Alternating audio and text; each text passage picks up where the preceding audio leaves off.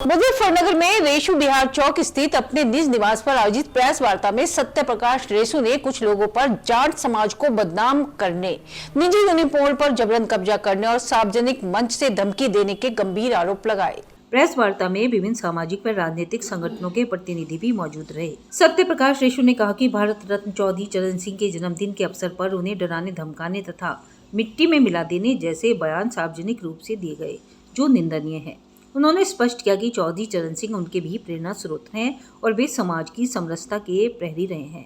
उन्होंने कहा कि व्यापारियों की रोजी रोटी से जुड़े निजी यूनिपोल पर बिना अनुमति फ्लैक्स लगाए गए हैं। रेशु ने मांग की कि जिन लोगों ने फ्लैक्स लगाए हैं वे स्वयं उन्हें तत्काल हटाएं तथा गलत बयानबाजी करने वालों के खिलाफ कानूनी कार्रवाई की जाए, ताकि चौधरी चरण सिंह की नीतियों और विचारों का सम्मान बना रहे। रेशु ने कहा कि धार्मिक व सामाजिक समरसता के प्रतीक चौधरी चरण सिंह के नाम पर किसी की निजी संपत्ति पर कब्जा कर चौक का नामकरण करना उनकी नीतियों के विरुद्ध है। उनका कहना था कि बिना विश्वास मिले रेशु चौक का नाम बदलकर भारत रत्न चौधरी चरण सिंह चौक करना गलत है।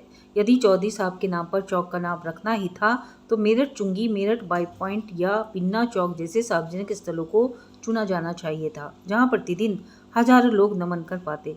उन्होंने जाट समाज के योगदान को रेखांकित करते हुए कहा कि समाज ने देश को संत, किसान, सैनिक, प्रशासक, जनप्रतिनिधि और उद्योगपति दिए हैं तथा समाज हमेशा देश की एकता और भाईचारे के साथ खड़ा रहा।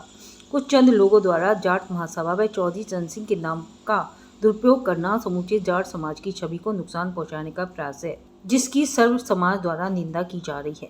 सत्य प्रकाश रेशु ने बताया कि उन्होंने यह विषय प्रधानमंत्री नरेंद्र मोदी, मुख्यमंत्री योगी आदित्यनाथ, रालोद प्रमुख जयंत चौधरी, पूर्व केंद्रीय राज्य मंत्री डॉक्टर संजीव बालियान, रालोद जिलाध्यक्ष संदीप मलिक, सांसद चंदन चौहान सहित कई जनप्रतिनिधियों व सामाजिक संगठनों के समक्ष रखा था।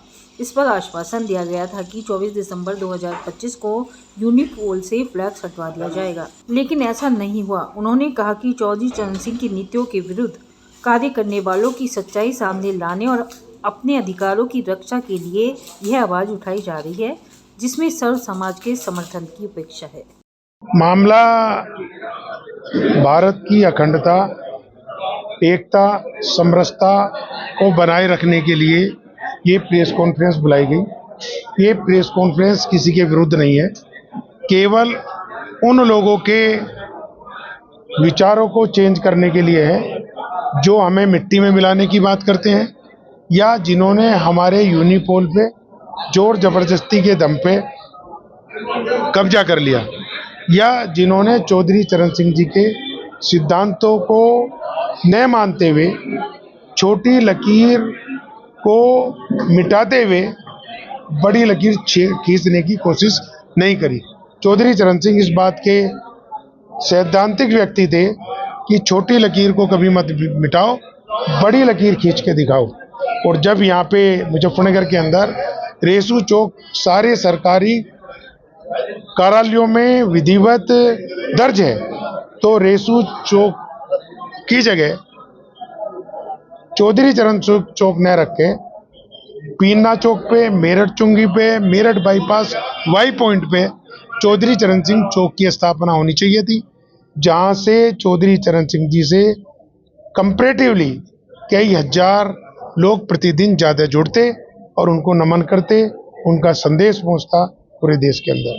सत्य प्रकाश जी कौन लोग हैं, स्पष्ट रूप से बताइए, जो आपको मिट्टी में मिलाने के बाद?